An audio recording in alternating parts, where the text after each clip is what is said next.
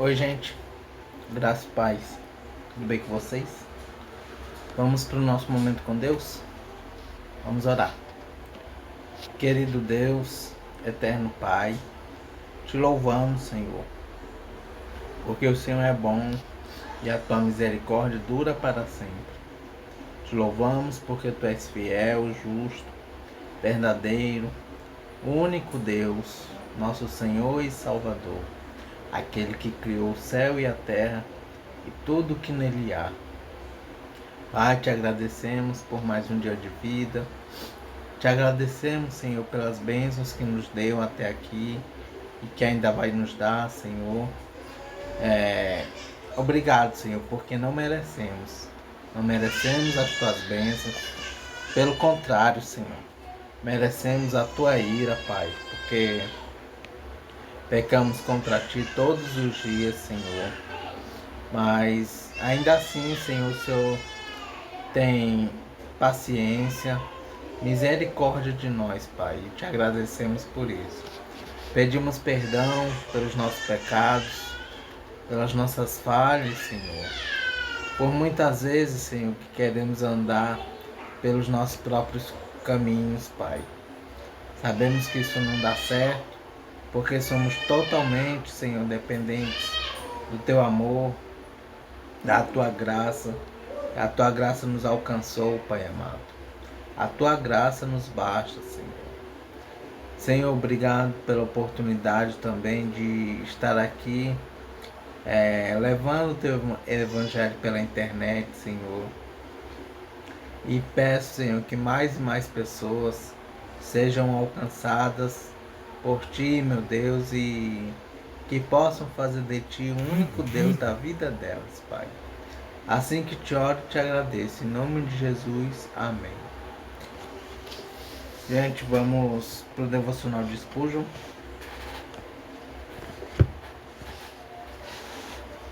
Devocional de hoje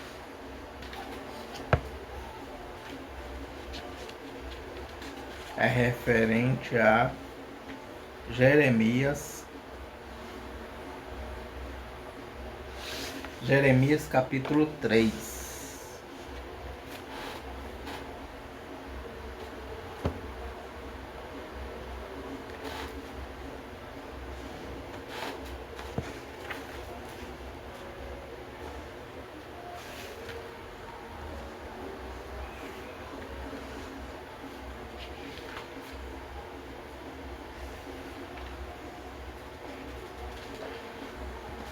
Jeremias capítulo 3,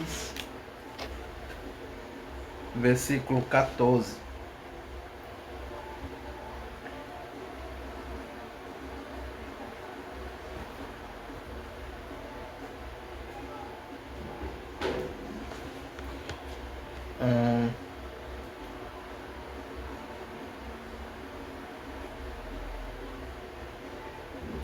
Nós vamos ler do versículo 6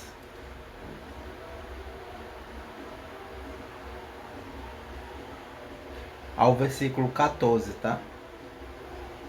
Jeremias 3, Jeremias capítulo 3, versículo 6 ao 14, tá bom? Diz assim a palavra do Senhor: a necessidade do arrependimento. Uma introdução dessa parte diz assim: Israel, o reino do norte, foi infiel a Deus, e sua irmã, Judá, o reino do sul, estava seguindo seus passos. No tempo do rei Josias, o Senhor Deus me disse: você está vendo o que fez Israel, aquela mulher infiel que virou as costas para mim? Ela subiu em todos os montes altos e ficou debaixo de todas as árvores que dão sombra, agindo como prostituta. Eu, o Senhor, pensei assim: depois de fazer tudo isso, com toda a certeza ela voltará para mim. Porém, não voltou. E Judá, a sua irmã infiel, viu isso.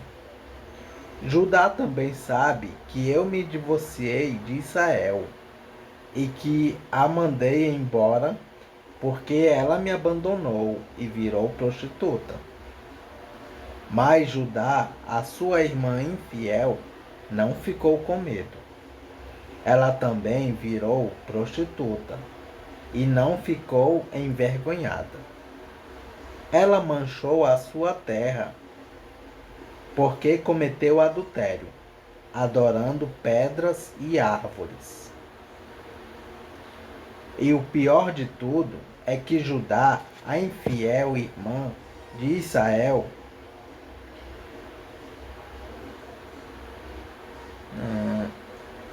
só fingiu que voltava para mim. Ela não foi sincera. Eu, o Senhor, estou falando.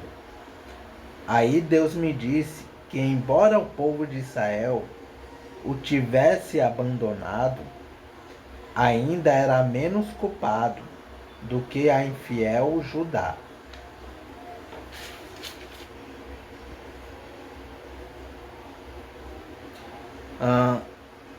Ele mandou que eu fosse até o norte e dissesse ao povo: Ó Israel infiel, volte para mim.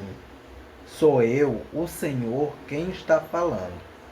Sou bondoso e por isso não ficarei com raiva de você. Não ficarei irado para sempre. Sou eu, o Senhor, quem está falando.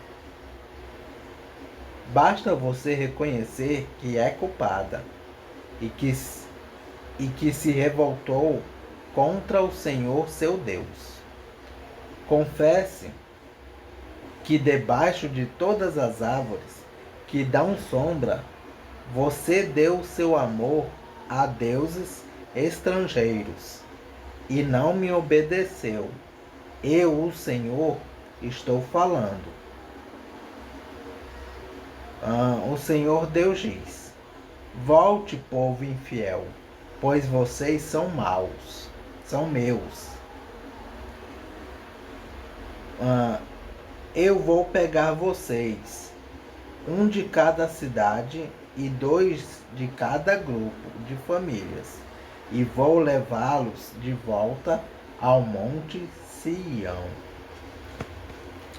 E o versículo em destaque é justamente esse, que diz: O Senhor Deus diz: Volte, povo infiel, pois vocês são meus.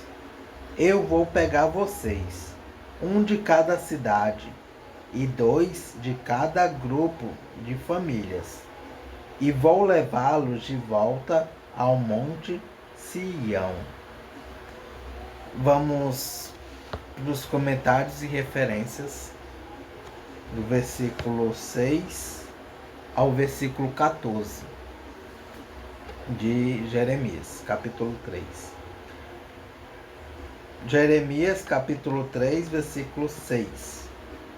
No tempo do rei Josias, entre 609 a 640 a.C. Referências: 2 Reis, capítulo 22, versículo 1 até o capítulo 23, versículo 20. 2 Crônicas, capítulo 34, versículo 1 até o capítulo 35, versículo 27. Israel, o reino do norte. Capítulo 3, versículo 8. Me divorciei de Israel e a mandei embora. Uma referência ao que aconteceu quando os assírios invadiram o reino do norte. Referência, na verdade, 2 Reis, capítulo 18, versículos 9 ao 12. Judá não ficou com medo. Referência: 2 Reis, capítulo 17, versículos 18 ao 19. Capítulo 3, versículo 9. Cometeu adultério. A aliança entre Deus e Israel é vista em termos de um casamento. Deixar de ser fiel a Deus é o mesmo que adultério. Referências: Jeremias, capítulo 3, versículo 20. Jeremias, capítulo 5, versículo 7. Jeremias, capítulo 9, versículo 2. Ezequiel, capítulo 16, versículos 32 e 38. E Oséias, capítulo 3, versículo 1. Capítulo 3, versículo 10. Só fingiu que voltava para mim. Provavelmente isso se refira à reforma religiosa realizada no tempo do rei Josias. Referências: 2 Reis, capítulo 22, versículo 1 ao capítulo 23, versículo 27.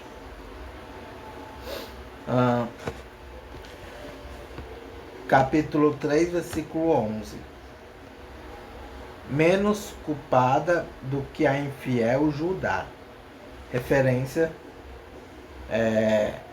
Jeremias, capítulo 23, versículos 13 e 14. Capítulo 3, versículo 12. Não ficarei irado para sempre. Referências: Isaías, capítulo 57, versículo 16. E Oséias, capítulo 11, versículos 8 e 9. E é isso, gente. Referências e comentários de Jeremias, capítulo 3, versículos 6 ao 14. E vamos ver o que Charles Spurgeon fala sobre o versículo 14.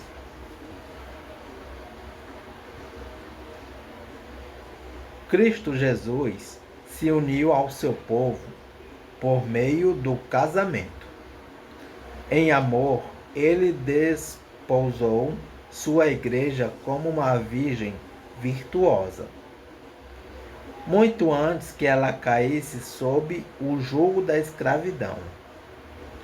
Repleto de amor ardente, ele trabalhou como Jacó por Raquel, até que todo o seu dote fosse pago.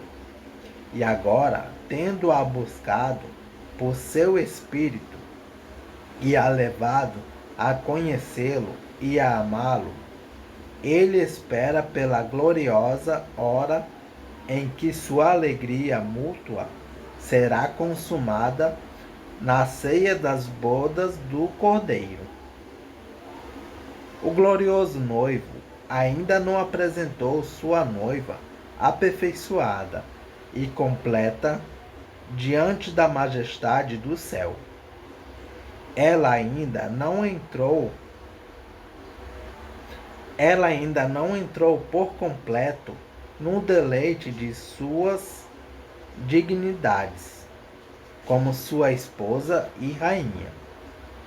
Ela ainda é uma viajante em um mundo de aflição, moradora das tendas de Quedar. Mas, mesmo agora, ela é a noiva, a esposa de Jesus. Cara por seu coração, preciosa aos seus olhos, escrita em suas mãos e unida com sua pessoa. No mundo, ele exerce todos os seus ofícios Aliás, no mundo, ele exerce todos os ofícios afetuosos de um marido. Ele provê ricamente suas necessidades, paga todas as suas dívidas, permite que faça uso de seu nome e compartilhe de toda a sua riqueza. E ele jamais agirá de toda outra e ele jamais agirá de outra maneira com ela. A palavra divórcio nunca será mencionada por ele, pois o Senhor, Deus de Israel, diz que odeia o repúdio. A morte deve separar o laço conjugal entre os mortais que se amam, mas não pode dividir os laços deste casamento imortal. Amém. No céu, ninguém se casa, mas são como os anjos de Deus. Entretanto, há essa maravilhosa exceção à regra, pois no céu, Cristo e sua igreja celebrarão suas jubilosas núpcias. Essa relação, por ser mais duradoura, é também mais próxima que o matrimônio terreno. O amor de marido que não seja tão puro e zeloso não passará de imagem languida da chama que queima no coração de Jesus. Muito além de qualquer união humana, está a fidelidade misteriosa à Igreja, pela qual Cristo deixou seu Pai e com quem tornou-se uma só carne.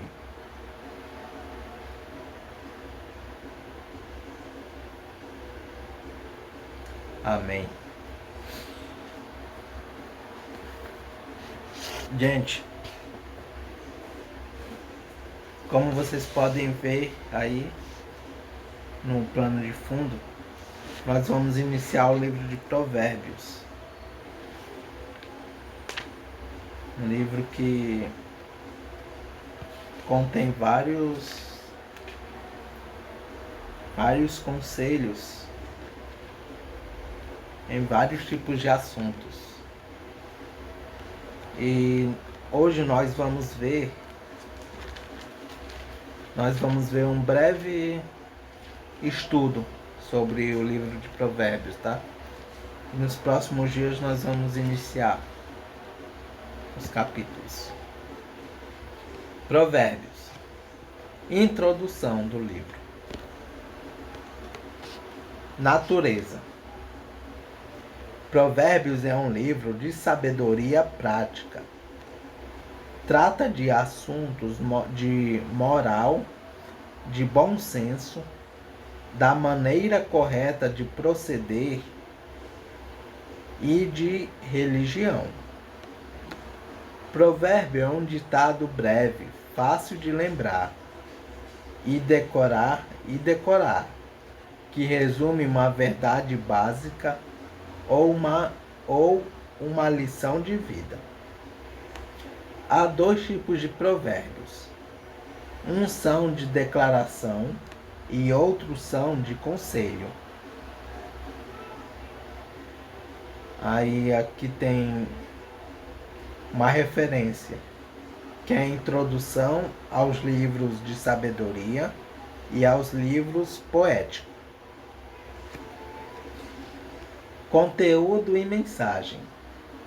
O livro de Provérbios dá a conhecer a maneira de pensar dos antigos mestres israelitas, sobre o que a pessoa sábia deve fazer em certas situações.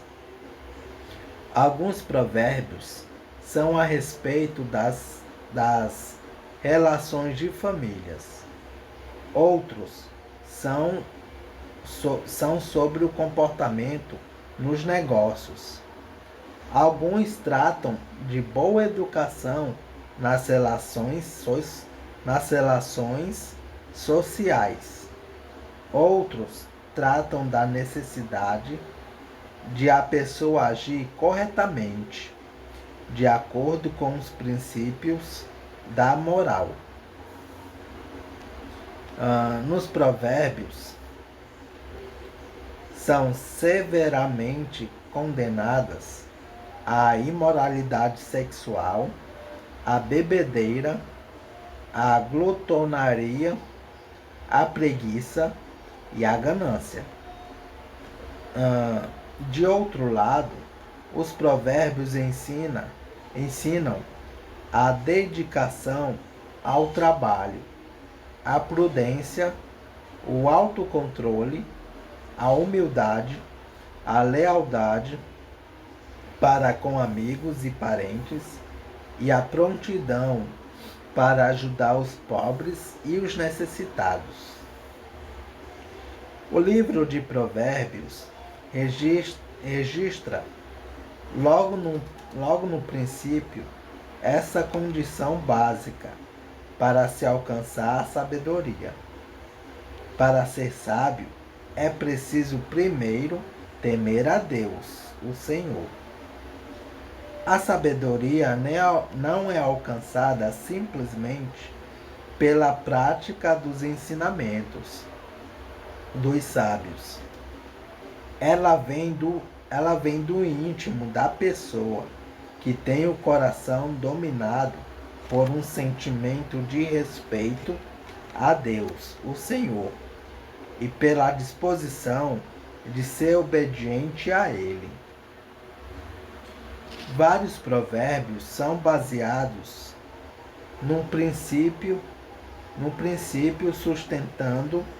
sustentado pelos sábios israelitas daquele tempo, segundo o qual aqui na terra mesmo os maus são castigados, enquanto que as pessoas boas recebem a sua recompensa.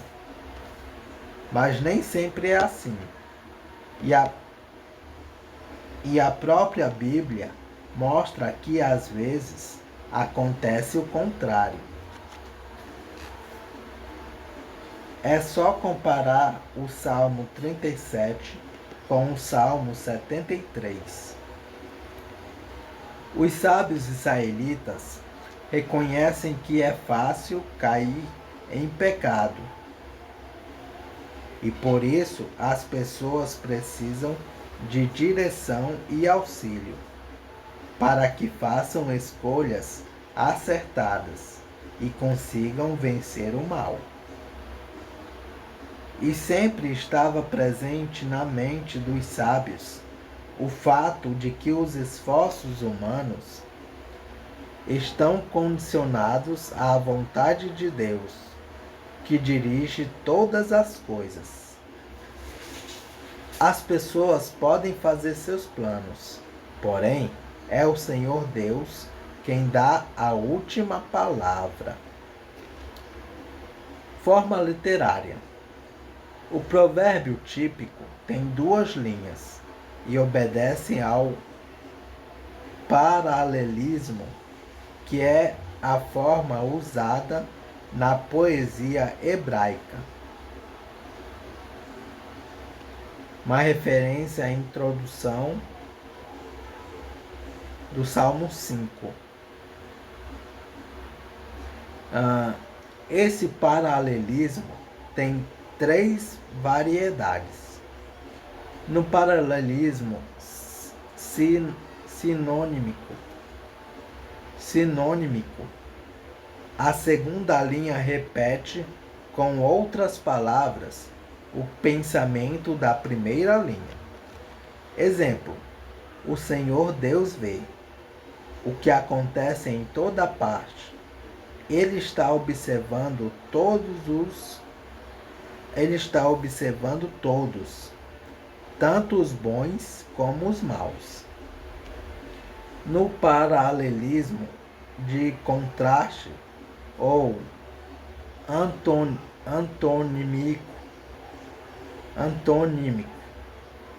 a segunda linha diz o oposto da primeira.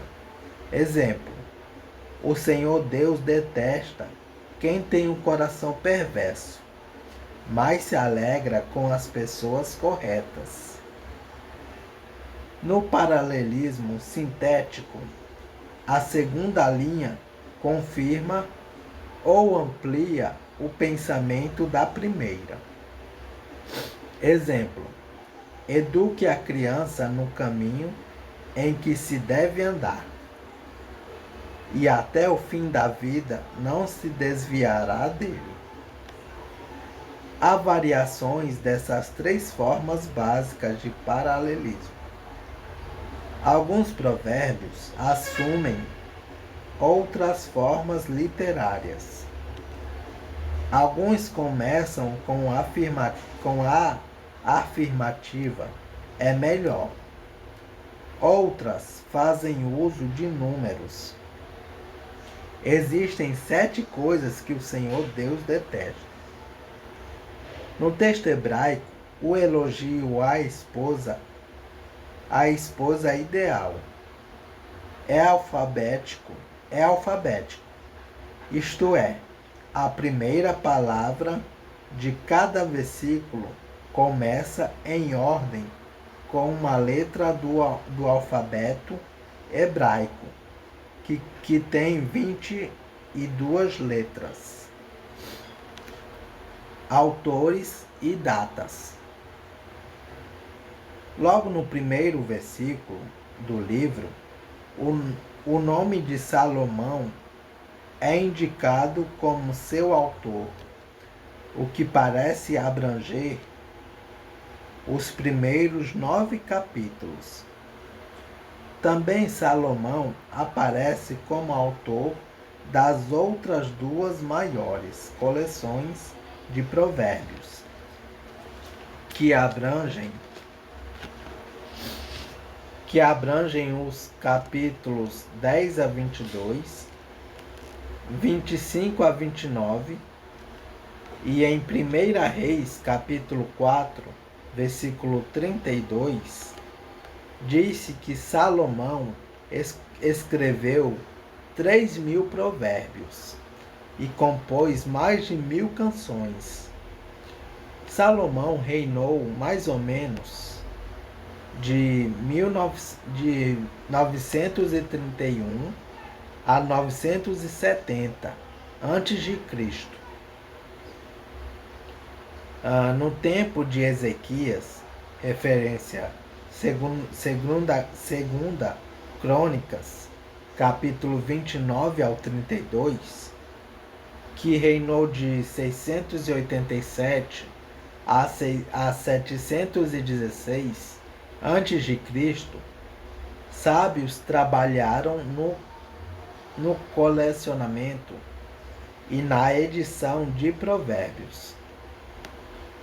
Um grupo de sábios anônimos escreveu os provérbios registrados no capítulo 22, versículo 17, ao capítulo 24, versículo 34.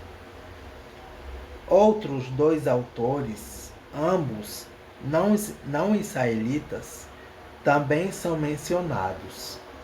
São eles: Agur, filho de Jaque,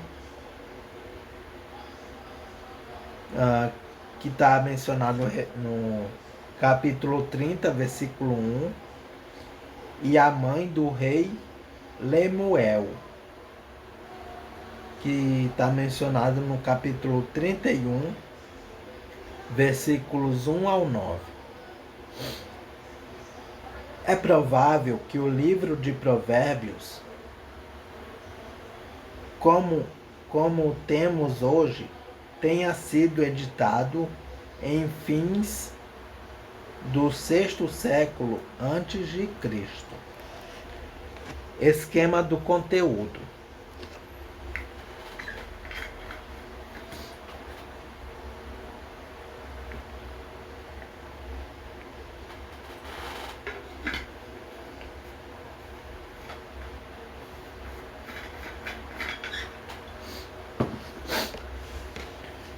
Esquema do conteúdo. Introdução. Vai do capítulo 1, dos versículos 1 ao 7.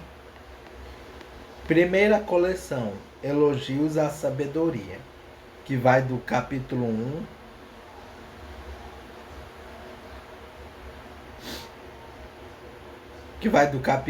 versículos 8 ao 9.